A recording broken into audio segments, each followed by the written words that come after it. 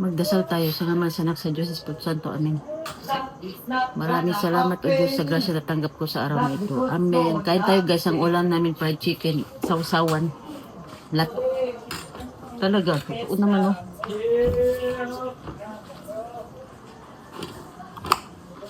Marami sila doon. Trabaho nila. Hindi kong anak ko na. Apo ko nga, di ko matagaag ang gatas.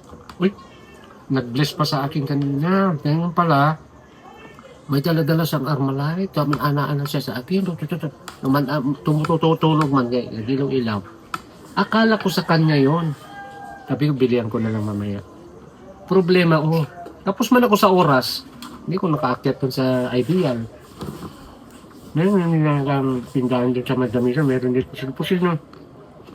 Sabi ko, Marunong na siya.